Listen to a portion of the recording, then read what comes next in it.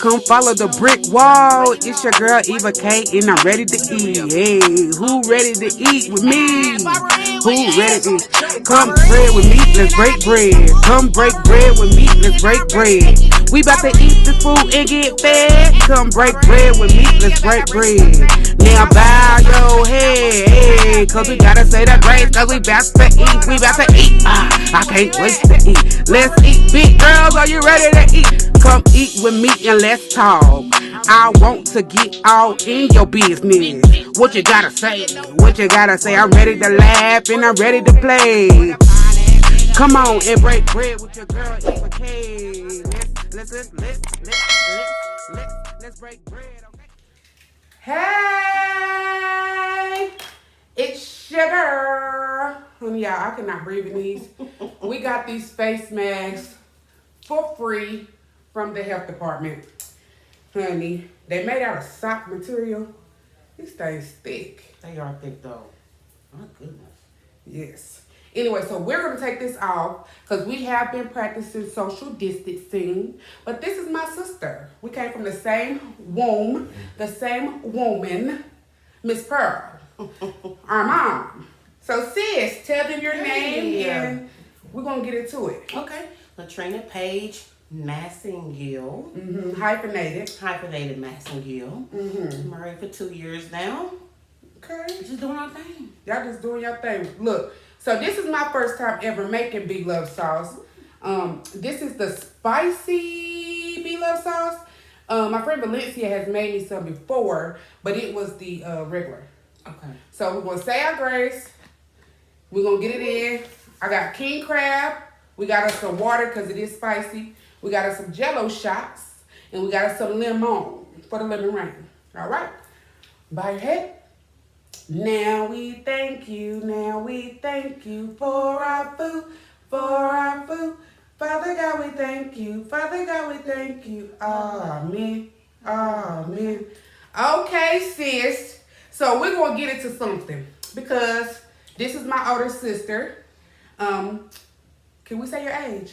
Sure, girl. How old are you? 43, girl. 43. Let's take a shot. Okay. Cheers. Cheers. So my sister 43, is 43. She's been married for 2 years. And I've been married for 5 years.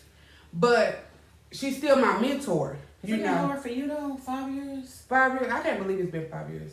Dang, sis. I can't believe it. It's 5 years this year. June 2nd. It'll be 5 years. It's good. Yeah, girl. You dogging that, girl?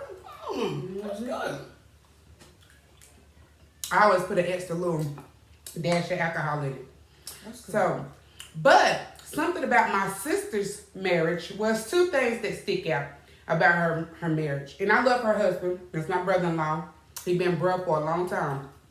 But her name is hyphenated, which I learned on Jerry Springer when I was like 9 years old, that you're a whore if you hyphenate your last name.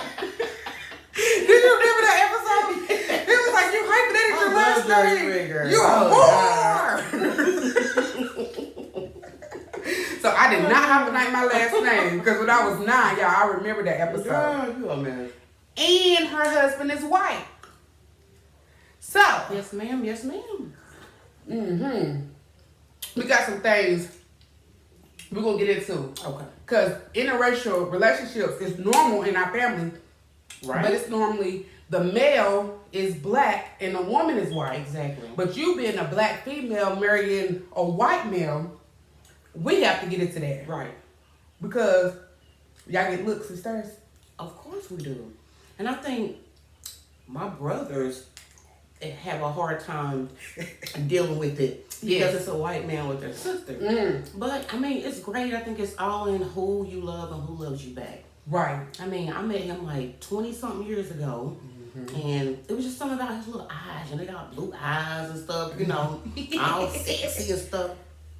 And it was just like they was just talking to me, sis. So, you know, it wasn't our time. It was always on timing. But we got back together about 6 years ago, and he proposed. And we've been rocking it ever since. I mean, they are so affectionate. Yeah. Like And when you white say men there, you say white men are so affectionate. Not that black men aren't, because there are some very good black men out there. But white men are, the white men that I have is very affectionate. It's different. It's very different. I mean, he cares. I mean, he's thoughtful. I mean, I'm spoiled. Like, Yeah, I ain't never been spoiled in my life. Like, you're a kept woman. I can say, honey, I'm thirsty. I mean, this man is running to the store, running to do what I need to do. I mean, it's awesome.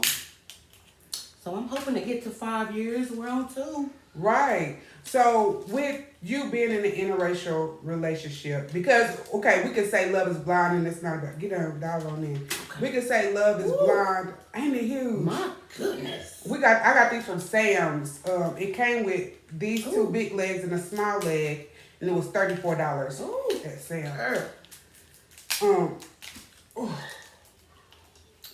And it's already pre-cracked, so I can't do it like how B-Love do hers. So what you do is you swirl it around, and then we're going to drizzle a little lemon. Yeah, it's a big old leg. Oh my God. Look at how that big. It's ridiculous. Yes. Oh my God. Oh. Look, y'all, I'm into it. I'm vested into this leg. Woo. Oh my goodness. Girl. Ooh, I'm gonna have to break half of that. That's a lot of meat. Girl, that's a lot. Dang, sis, you did a good job on that. Thank you, bro. So yeah, girl, just being married is just the best thing that ever happened to me. You know, ooh, the best ever. So tell me about being with a white man and like people judge, because I know where Don worked, people would not believe that he has a black wife, because Don is a country boy. Nothing. They always say, I didn't expect that from you. They be like, what'd you expect? But yeah, I mean, he is real compassionate. He's compassionate about the N-word more than I am. I mean, it offends him more than it does me. Ooh, it's hot. It's spicy. It's spicy. Well, you talk with that in your mouth, you be able to choke. Yeah, I should have figured out how to cool it down, because I know she said Oh, something it's you nice. can cool it down. That's real nice. But it got a good flavor. I really like it. A lot of people on my page, on my Facebook, said that they didn't like the sauce because it was too thick. I was like, did you add enough Coke? Because you got to add Coke. That's what gives it the sweetness. That's real good. I like it. But yeah, girl, so like I said, anytime somebody on his bus or talking after way, he is on that. He let them know, my wife is black. So was you nervous like to date a white guy? Because you know they say size is different and all that. I was nervous, but like I said, I had already known him though. You know, we was more friends and just, chilling for a long time before we actually got to be a couple. So I already knew him. So when I got with this guy, people on the outside thinking I just met him. But I had known him 20 years before we tried to make anything serious. Right. And like I said, it's been the best thing. He changed my whole attitude. I think, to me, I was mean. My kids can even tell you, I was mean. Like, you don't put up with me. But he has changed. He has changed me. And that's a good thing. So because you only been married for 2 years and you 43, can we talk about growing up? Because even though we grew up with the same mom, we had 2 different, I'm 30.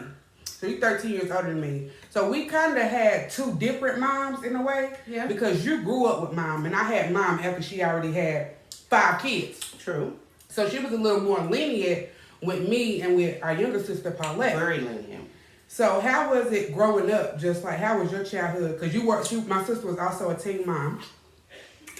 Raised 3 wonderful kids. She's got a 9-year-old, so she's still raising kids. Man, I think my childhood was mom still trying to figure out how to be a mom herself. She wanted to be a mom. She wanted to be a housewife. And mom was running place to place because she didn't have a good man to treat her like we do right now. So she was running place to place. So I had to grow up living in, Michigan for years and then coming back here for years. But, so, yeah, I think the mom was just tired by the time, she had us. everybody else came. She was tired. But that's how I am. I mean, I was a teenage mom, and I know I was more strict with my girl then than I am now. Mm-hmm. So what's the difference? I guess we get older and shit, we get tired. Tired of beating up on some people's head. Tired of whooping these kids, girl. I can see that. I can see that.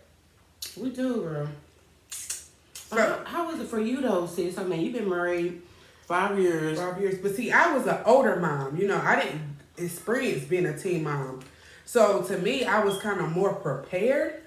The only thing is like, I actually had a husband to go through my pregnancies with, and sometimes I felt guilty for that. Okay. Because like nobody who I really knew, especially like my sisters, my mom, had husbands or had good men while they were pregnant. You know, my husband rubbed my feet. My husband went to every appointment. He never missed an appointment. To this day, my husband's been to more week appointments than I have because I don't like week. Okay. And he don't care. I love me some brother-in-law, boy. Yeah, and he's a sweetheart. Now my pregnancies was, in which we can stop this conversation because I know it'll get touchy, but my pregnancy started out perfect and then they ended tragic. Okay. Like with my first pregnancy, like my son Dallas was a twin, and here goes my other son Houston is in my necklace. Well, I'm glad we're about to talk about you because you talk about everybody else. So yeah, let's talk about you. So yeah, go ahead. My pregnancy started out like I had a wonderful pregnancy. Like I said, my husband was there attentive. He's at every appointment. And then when I'm 28 weeks, I find out one baby is demised. So I had to live with the baby because they wouldn't remove the baby out of my stomach. So I knew the baby was deceased. And I had to carry him and still go to work. And, you know, I felt like some people didn't believe that it was really twins in there. Mm-hmm. But I knew because I could feel them. I bonded with them. I named them. And then to just bring one baby home after giving yourself false hope. Like, the doctors don't know. Maybe God at the end will put 2 babies back in my stomach. And they wasn't there. But one person who I could talk to was you. Because you had a tragic situation. Right. And you went through it. Right. So having older sisters, older siblings who've been through similar situations is a blessing. And you always been a blessing to me. Like, for a long time, this was more my mom. She was way meaner than our mom. So my mom acted more like a grandma to me and my sister because my mom had to work. My sister was always there. Always working. So she was more of the mother figure, when I was smaller. So do you want to talk about your tragic thing? Well, I mean, again, my family was there for me too. I mean, because even though it would have been, how old is Paulette now? Paulette's 23. So he would have been 23. But I lost my baby to SIDS. Mm-hmm. Didn't understand it. All that said was he forgot to breathe. Mm-hmm.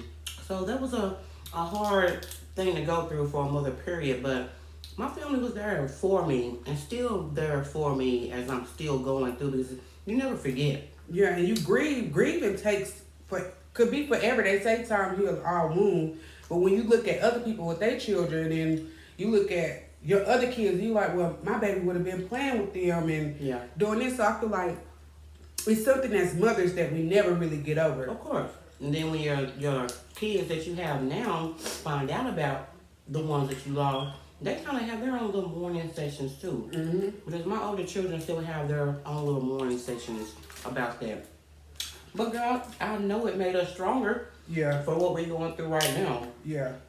Definitely. Because like even with the coronavirus and people having to be in hospitals by themselves and their family can't be there, like that is traumatic. I couldn't imagine that. Me either. I'm just thankful nothing is, happening to our immediate family and everybody is safe and healthy and and I give my hats off to you for giving back. You know what I mean? I mean, there's not a lot of people that's doing that right now. So my hats off to you for opening up stores, giving people the opportunity to come buy stuff and just still be community, kids and... Yeah, because, I mean, we get scared, like, oh, my gosh, what if this happened? What if that happened? But it's still kids out here that can't eat. True. Like, it's a lot of kids that knock on my door with literally pennies in their hand. So I make sure I feed them because you never know what they parent going through. True. Because I know if it wasn't two people in this household, I take my head off to single mothers because I don't think I could do it. I feel like children need two parents because sometimes you just get overwhelming. You feel like you're cooking a million times a day. You feel like you're doing everything. You gotta bathe him. You gotta do this. You gotta watch him outside because you scared somebody going to snatch him. And then the pandemic just add extra confusion and extra chaos. So it's like I try my best to help. I don't need the recognition, and I only post people if they ask me to or if they say it's okay for me to. And I just know it's a lot of kids out here that's still hungry. And I don't want to see nobody hungry. That's good. I'm so proud of you, sis. I really am. And that curl is so good. Banger. Oh, God. I got to get us some more of that. That's good. It was well worth it. I'm so glad you invited me over, girl. Yeah, I mean, it's our love. Earlier, we was making homemade ice cream with the kids. That turned out good, too. It was, oh my goodness, That's that good. flavor is That's amazing. Good. Oh, we gotta get some more of this sauce. It's Yeah, banging. it's banging. Oh, okay, my God. so the packet that I got, this packet right here, is $24.99. But it made these two bowls, and then I still got a whole pot on the stove. Banging. Bang mode. That's good. I like it. See, you don't really fool with spicy stuff, but it got a nose on it, but it's a good spice. I like that. That's nice. That's real good. So what's next for you? Because I know you're working from home. And I am working from home. I'm just trying to stay safe. Staying out of the way. Keeping my mask on. You know, praying that my husband is okay when he come home off the buses every day. And that's all, girl. I'm just taking it all in. Just thanking God for life. yes. Because both our husbands are essential workers. They're heroes. Dom drives buses for the city, and my husband works at Kroger. So they coming in contact with all kind of people who have to still survive. Exactly. And you know, it takes up to 2 weeks to know if you're even sick. Well, yeah. We already went through one scare, so I'm just thanking God everything's good. Just trying to stay home and chill. And I mean, I know people look at my Facebook like, damn, it's always somebody over her house, but we have to help each other. If you work, I have to be a daycare to have the kids to come over. Yeah. I mean, somebody has These to kids work. gotta do something. I mean, what these kids supposed to do? These kids gotta do something. Oh, thank you, girl. You're welcome. And I try to just be around immediate family. And like the kids that's over here anyways. You know, make sure they eat it. We'll keep sanitized, keep our masks. I just found a whole bunch of hand sanitizer today at Food City. Okay. $4.99, so I bought like 4 things of it. Okay. Because let me tell you something. We've been blessed. Yeah. The coronavirus is bad, and you know people are getting sick, but being able to get unemployment has helped us tremendously. Like, that's good. I finally, for the first time in a long time, don't feel like I'm drowning. Don't feel like I'm suffocating because I can't, you know, provide financially. That's a good thing. Yes. Mentally, it's been a blessing. I know a lot of people that's working every day. Even my husband complain like, dang, y'all getting this much and y'all ain't even gotta work, but we gotta work. I'm like, but I'm still working. I ain't got to sleep in yet. I'm up every morning at 6 o'clock making sure my door's open so kids can come over if their mamas have to work. That's all right, sir. So, you know, I mean, but we blessed. Right. We can eat crab legs now. Shit. Without having to get a sponsor. We can sponsor it ourselves. Oh, that's good. Oh, that's good. Well, we're about to get out of here. Oh, sis, thank you again, girl. Thank you. This turned out way better than I thought it That was. was so good. You got a whole bunch of meat in that knuckle. You better get that knuckle. Baby, I waste no meat. Okay? Oh, girl.